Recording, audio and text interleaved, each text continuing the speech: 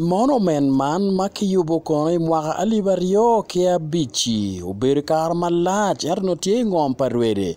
do wachi ene miero kono beri kar mitich ki ngom me ke gum mabe dula chel makiluoni Foundation for Justice for Development Initiative go beri kar minungo kono ngom maromo Aryo ma wehla woro kitiu kono monument man kitero kono dongi tie ke biekni kama kiterie monument man bibir kikar kono mikelu donlo matera tira dok bikelu kono lima vup e ching jo mago kar ke lwen pa Adwi LRA pianne jemi mapol ki bibir kar miketne kono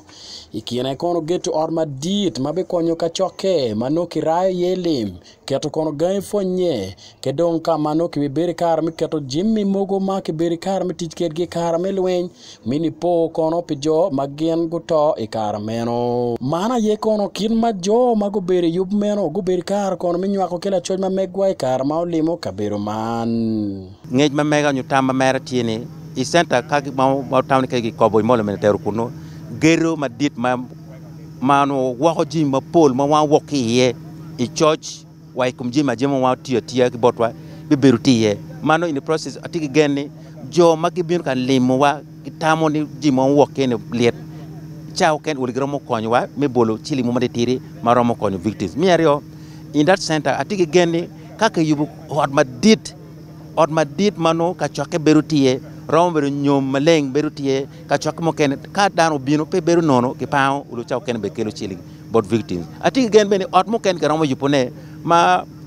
victims romo timo gina timo mo mag romo nya elimi chingi like beru chala bole yubu tiego jima ke paya warom keri. An gilwanya ila lamelan be pa mama recite en kabatian ba miar ko bayeni penyoto le po gilo tiano wa matiano magini ina miar wa kere choch to tiano matiano bi kwano ne lo tiano ma be ta lo tiano kwan magi bibino e meme recite inoni gibi neno le poli inoni ma gin moti mengej ngar maneno kono lokum don lobo kono isap county mi buatira en beno loko ke yom chunya tira kon wajo ni kabero man ka enen kitiro getune waho bi konyo kin man mi meto muchoro ya duol mamege aki yubo bo konyo wan machalo sub county mi nongo revenue pien lu limping po binu mapol maka kien binu ka lim gibi chul oluto gi mo madoni gicha pagamente makonyo wa chalo revenue wero don lobo ivoantira sub county obo yille Stella mega chiel makono tika loyo kono project man tedul makilwone Foundation for Justice Initiative eno berge karmi wachne ni gin gibi gir kon jimo kene mapol dok gibi mette ke bakke meneno neni pol jimi makono gi kere polan utine there before. And also when you look at the list on the monument, it is believed that it is not conclusive. There were some names that were left out. So we want to take this opportunity to improve the list of the people who lost their lives also to appear on the monument. Also at the new site,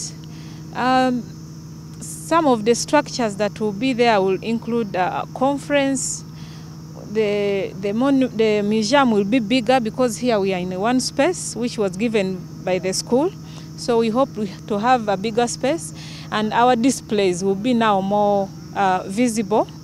and also to manage the crowd that usually comes during the memorial prayer days. Pilorangea mo chwin iwan luo TV and Denisoti Gulu district.